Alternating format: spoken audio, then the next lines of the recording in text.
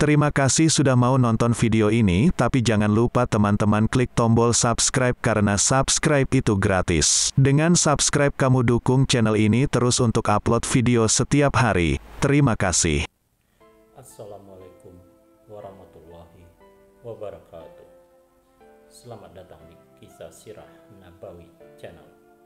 Selamat datang kepada para pecinta sholawat. Di video kali ini saya akan menceritakan tentang kisah karomah dua wali di Sungai Pandi, Ambunten. Kecamatan Ambunten dikenal sebagai wilayah yang penuh dengan kisah karomah waliullah, seperti kisah karomah Kiai Macan alias Raden Demang Singoleksono yang dikisahkan memiliki banyak karomah. Salah satunya ialah ketika ada warga kemalingan, cukup dengan menabuh kentongan kecil, maka saat itu juga si maling menyerahkan diri sekaligus membawa kembali barang curiannya. Kiai Macan juga dikenal dengan karomahnya yang menaiki sapean papa atau pelepah pisang yang biasa dibuat sapi-sapian oleh anak kecil, sembari terbang saat mengambil panji-panji keraton Sumenep yang dibawa ke Belambangan. Pulangnya beliau naik mondong atau ikan hiu seorang diri, kata Nyai Hajah Munifah, salah satu keturunan Kiai Macan di desa Ambunten Timur, kepada Media Center. Tak hanya kisah kekeramatan Kiai Macan, ada lagi kisah karomah dua wali di Ambunten yang konon masih bisa terlihat hingga saat ini pada orang-orang tertentu, yaitu kisah karomah dua wali di Sungai Pandi, Ambunten Tengah. Sahdan, di suatu saat sekitar pertengahan tahun 1800-an, hiduplah seorang ulama besar di Ambunten bernama Kiai Rausi. Kiai Rausi masih memiliki hubungan darah dengan Kiai Macan Ambunten. Beliau juga disebut masih berkerabat dengan Kiai Mahmud Aeng Panas, ayah Kiai Imam, pendiri pesantren Karai Ganding.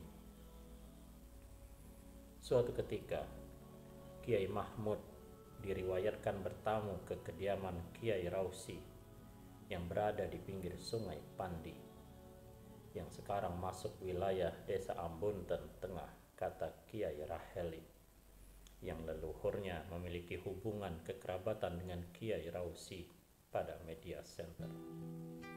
Sesampainya di kediaman Kiai Rausi, Kiai Mahmud berkata pada Kiai Rausi bahwa dirinya ingin makan ikan laut.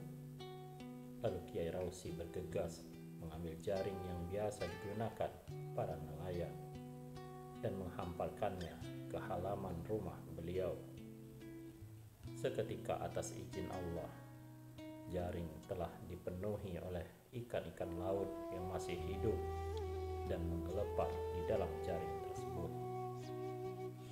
Akhirnya dimasaklah ikan-ikan tersebut oleh Kiai Rausi dan dihidangkan kepada Kiai Mahmud, cerita Kiai Raheli.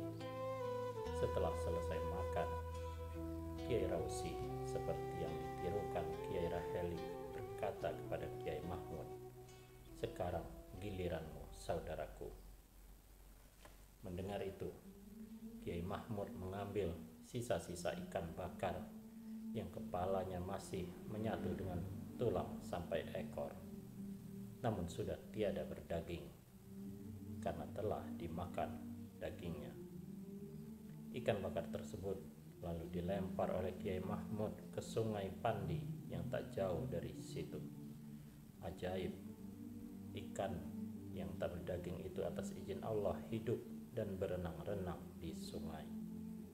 Ikan tersebut hingga saat ini dari cerita warga kadang menampakkan diri, namun tidak semua orang bisa menjumpainya di Sungai Pandi, kata Raden Imamiyah Kiai Macan sekaligus Kiai Mahmud yang ada di Ambunten. Namun, konon seperti yang dikatakan imamnya, biasanya warga atau orang yang melihatnya tidak lama hidup alias pendek umurnya. Dari dulu memang dikenal seperti itu. Tapi yang namanya mati itu ya tetap dikembalikan pada ketentuan Allah karena sudah ajalnya, tutup imamnya. Demikianlah kisah singkat tentang seorang waliullah yang berasal dari Sungai Pandi, Ambunten. Semoga ada manfaatnya. Wallahu a'lam bishawab. Wassalamualaikum warahmatullahi wabarakatuh.